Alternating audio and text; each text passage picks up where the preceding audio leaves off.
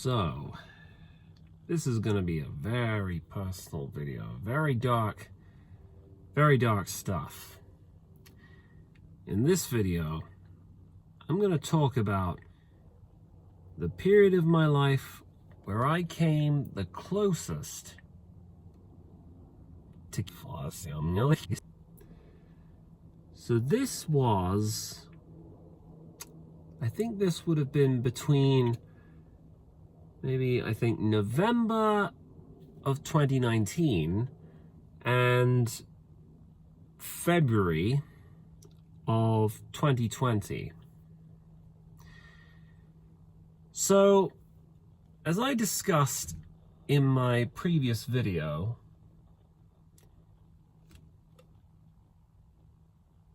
hold on, let me work my way back. So, we are, as people, we're all different. We all have different abilities, we have different strengths, we have different weaknesses. Our personalities are different, and the way we respond in certain situations is different depending on who we are. And a lot of this, I believe, is down to factors that are beyond our control. There's really only so much you can do, but a lot of the actions you take, a lot of the thoughts you have, which you mistakenly believe are yours, are in reality the property of the very same forces that caused you to exist in the first place. And that is to say, you have no control over either of those, and a lot of your behavior is pre-programmed, and yet, at every point in being alive, you're led to believe that you are the one who's in control of it. And society likes to remind you of this constantly. So, we're all different. We have different strengths and weaknesses. What are my weaknesses? Well, there's quite a few, but the biggest weaknesses that I feel that I'm most insecure about is, I don't know if this is related to the A word, but a lot of the time, I'm not very good at following instructions. Sometimes, when instructions are given to me, unless they're given clearly and they're repeated at times, or if they're written down, I can sometimes only interpret half, or sometimes even just a portion of what is being said. Sometimes none of it registers with me at all. And depending on how confident I feel with regards to the sort of area, the industry I work in, whereby I'm given set instructions, this may be a problem or it may not be a problem. But in late 2019 and early 2020, it was getting to be a problem, because I felt like I was really letting my company down. I felt that my workplace performance just wasn't any good. If you'll remember in the last video, I talked about that terrible manager who I worked with, Weasel, and honestly, he has a lot to do with this, now that I look back, because a lot of how I felt was more or less directly connected with how I felt when I was working under him, whenever he was there. And I did say in the previous video, every time he summoned me into his office, I felt this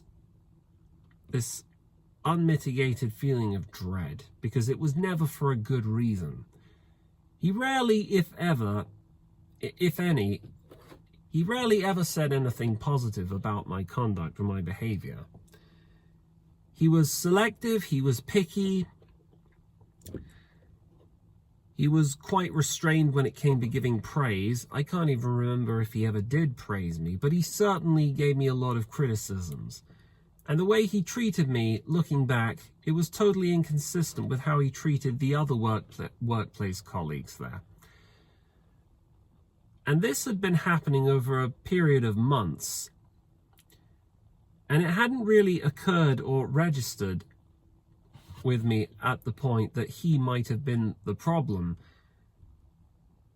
And I was completely within his thrall. So I felt every time he had a complaint to make about me and my workplace performance, the fact that I wasn't paying attention, the fact that I misunderstood an instruction, the fact that I wrote something down that was incorrect, I didn't do something that I should have done. If I sound vague, it's because a lot of this was 5 years ago, and I can barely remember the specifics of the job that I was doing at the time. But I felt like I was only a hair's breadth away from getting fired. And you also got to take into consideration the fact that I had been fired before, like in the summer of 2019, because of one mistake, one error of judgment I made in being too open and honest about my feelings with another colleague who was out to stab me in the back. I got let go. And I had that weighing down on my mind the entire time, thinking, you're only one screw up away from losing this job, and then what? What's going to happen after that?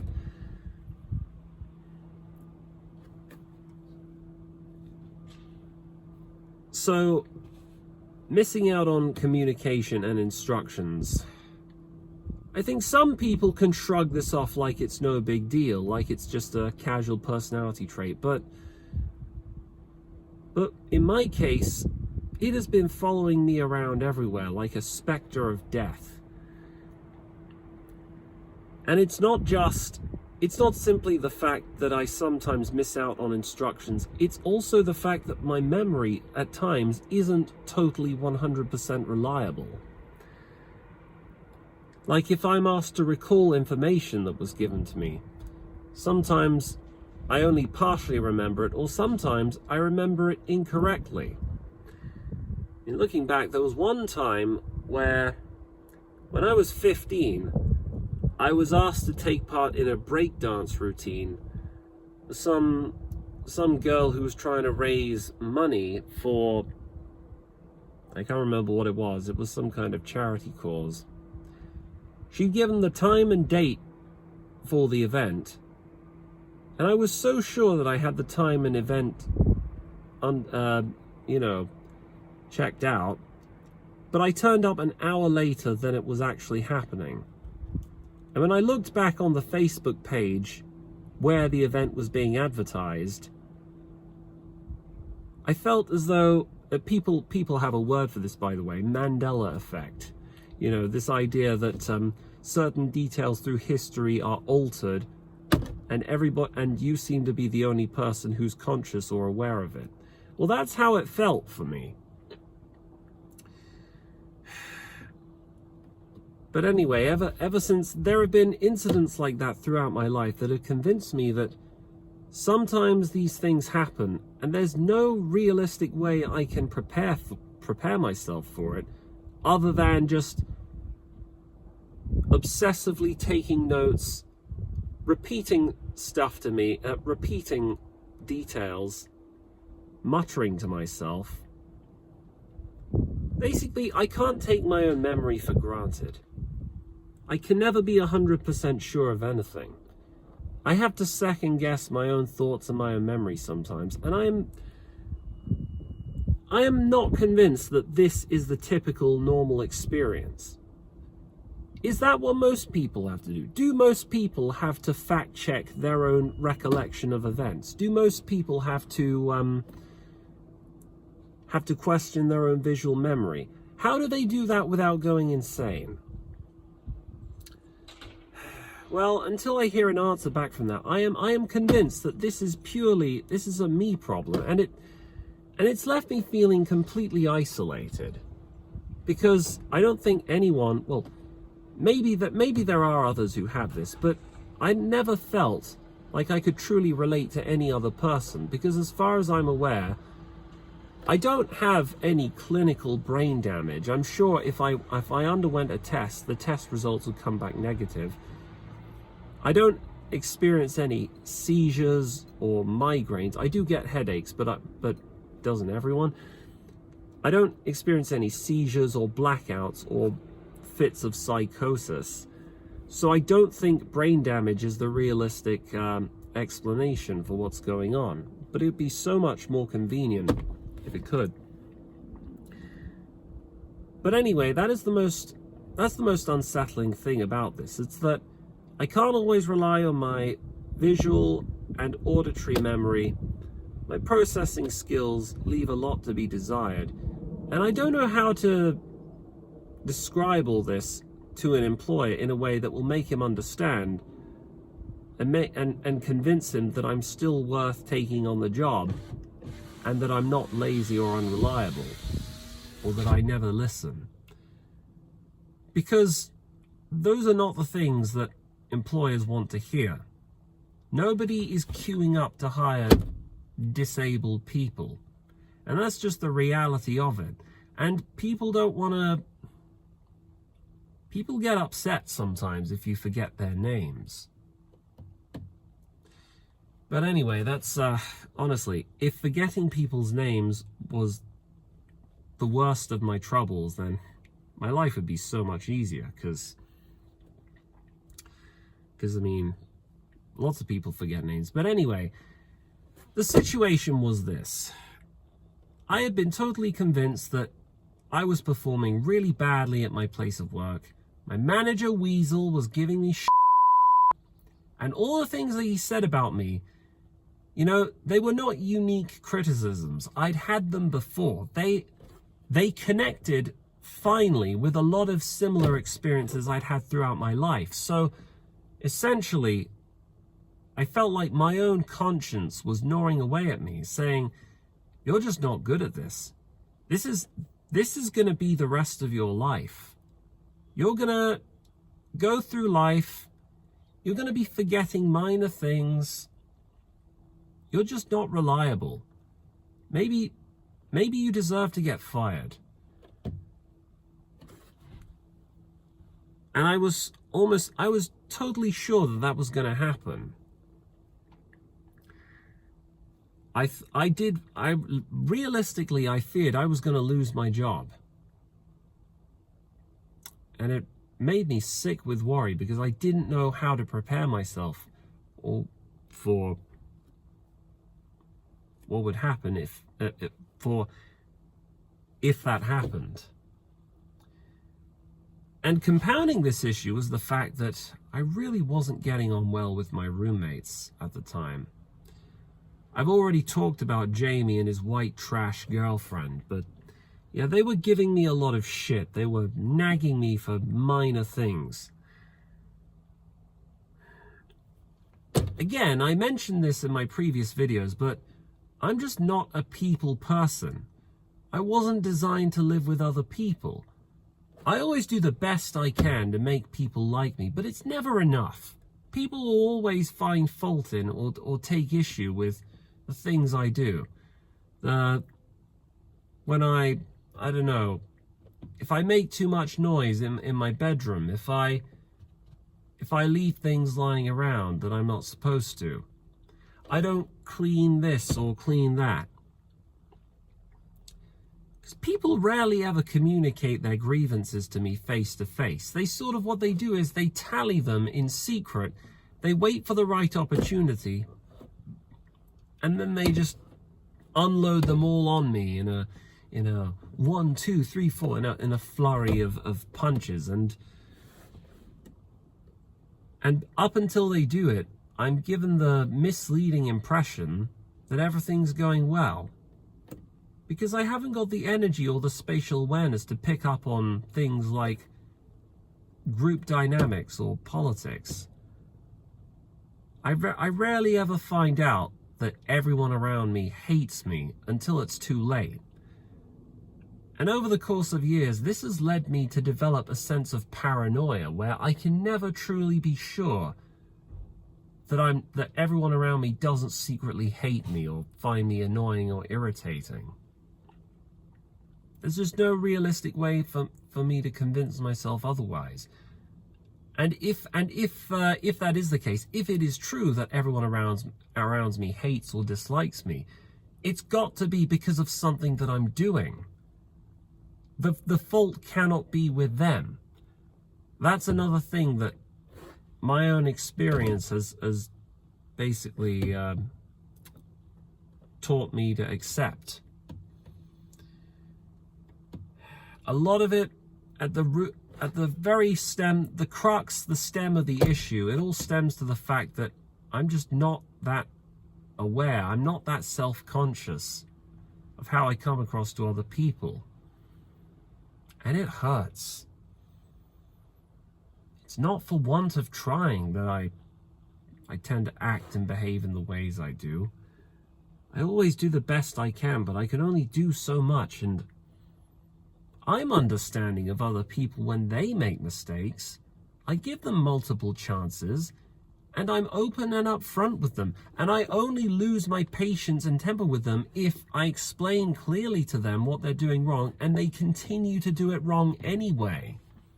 And I know that it's intentional. But people aren't like that but most people are not like that. And these two matters. First of all, my apparently bad performance at work and the situation with my flatmates, it left me feeling incredibly miserable and isolated. And I didn't actually know what I was going to do if I lost my job. But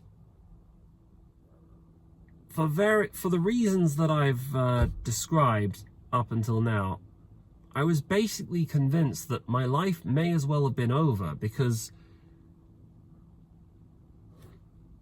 what would be the point? How long do I have to keep enduring this isolation, this disconnection from other people before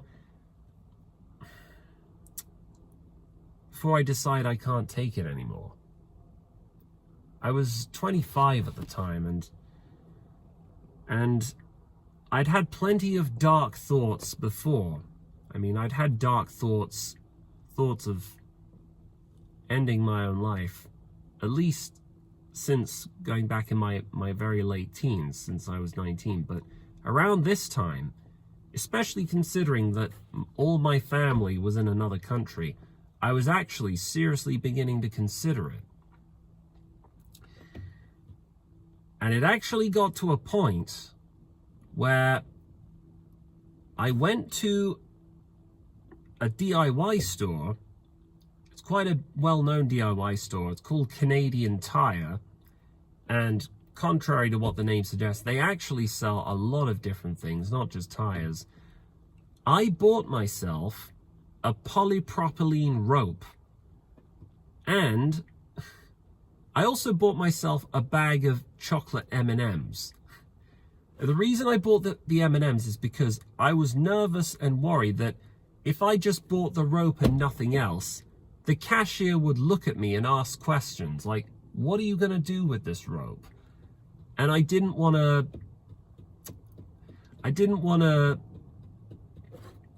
give myself that kind of attention. So I think I was hungry at the time, so that's why I bought the M&Ms. So anyway, no, I bought this rope, I took it back to my dorm with me, and I actually took the time to research on YouTube how to tie a noose. I don't know if I can still remember how to do it. Of all things, why did I pick a rope? Why was I so sure that it had to be hanging? I don't know. I guess it just felt right. Because I felt like all of my suffering was self-inflicted and there was no one else to blame for it, I felt like it just felt appropriate and suitable given the circumstances. I guess I would have wanted people to come across the sight of me hanging lifelessly from one of the trees, because the way I was going to do it, most likely was, I was going to pick one cold winter evening, I was going to say to everyone casually, you guys need me, I'm just going to be hanging around the golf course. Yeah, that's what I was going to say. And then I was going to go over to the golf course, find a tree that I could climb up, and hang myself from it. And during the cold winter, if for whatever reason the asphyxiation hadn't done me in, then the winter chill surely would have done. It's very dark now that I look back, but that was my thought process at the time. But the question remains, would I have actually gone through with it? Yes, I went through the process of buying the rope. Yes, I learned how to tie it and all that. But if I had, say I had lost my job, say I was summoned into Weasel's office one last time, he said everything that I thought he was going to say. Well, I'm sorry, but your performance is just not what we expect from our employees here at the resort. I'm afraid we're going to have to let you go. You will not be given a severance package, blah, blah, blah, blah, blah. I would have had to have called my parents and explained to them, sorry, Mum and Dad, I've been a complete I got myself fired again. What the hell am I going to do now?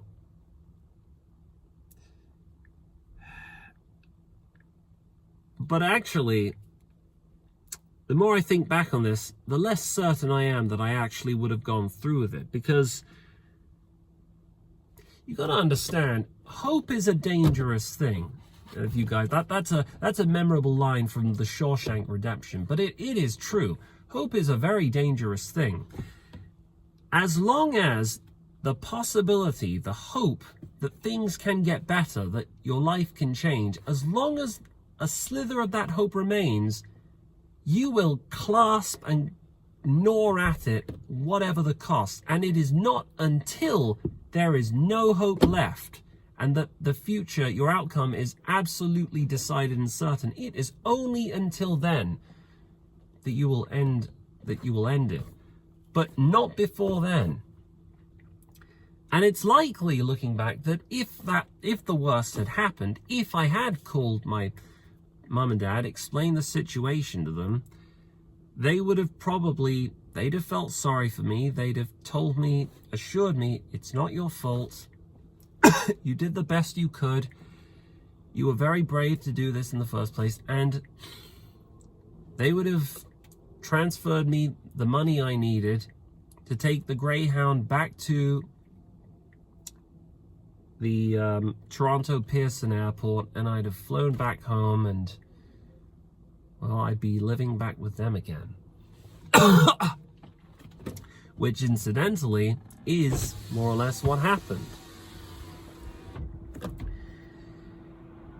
I did actually, incidentally, I did get fired, but not for the reasons that I thought. Not for the reasons I thought I would. And the circumstances were nothing like how I imagined, and it was a relief. Because, as you know, it was in March the following year that this happened. So, this one period of mine, this dark period of late 2019 and early 2020, so far, this has been the closest I ever came to ending it, but there have been other close shaves, although not as close as that one point, looking back. But is that the end of it? Can I definitively look back 5 years since then and say that I'm a better or stronger person since then? Well, no, not really. I mean, I'm older since then. I guess I've learned a skill that I didn't have back then. Now I know how to drive. I have a better job, I guess. They say that what doesn't kill you makes you stronger, but no, sometimes it makes you weaker. Some people don't heal from their trauma. Some people become weaker as a result.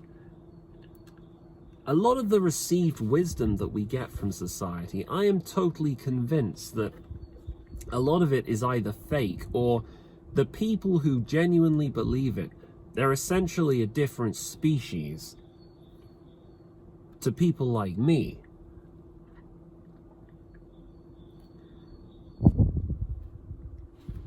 Anyway, looking back, if I'm to sum everything up, my family were always there for me if I was up against it.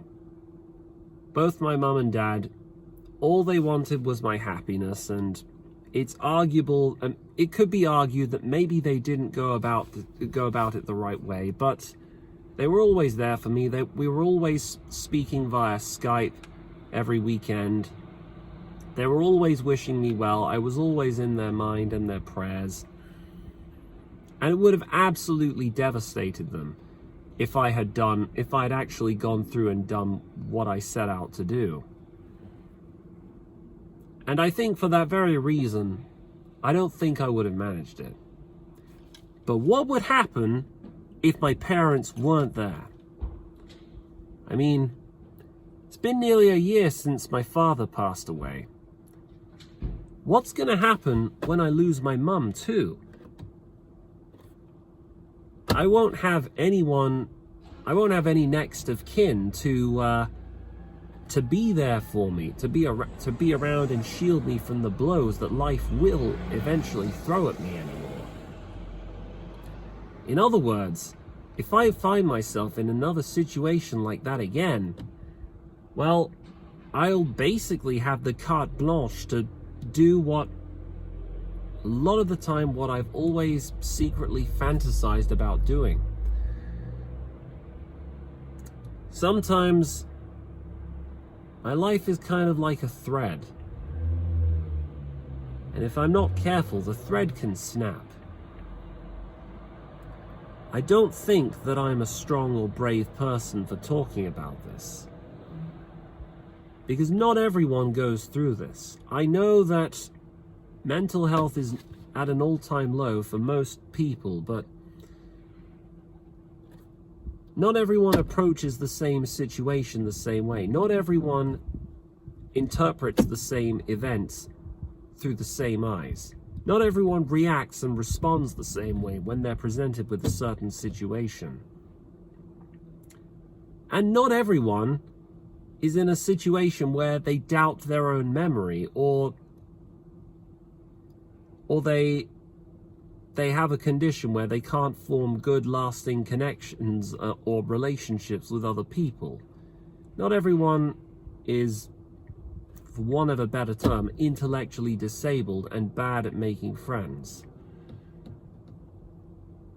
Well, some people are, but they just simply don't care. And I feel, if my experience has taught me anything, it's that we're all at the mercy of factors that are outside of our control. You can't just work hard and your situation will improve. It doesn't work like that. The situation is never always within your control. All you can do is the best you can and hope that things will turn out okay sometimes. And it's not certain that I won't find myself in another position like that again, although I would say, given that I live with my family again, I live with my mum and my sisters and my brother, I have a closely knit sort of bond and a social support network of people who are out looking for my best interests and who want what's best for me. I probably won't do anything rash, but if my family weren't there for me, I don't think there's any question as to what would have happened. I probably wouldn't even be alive making this video now.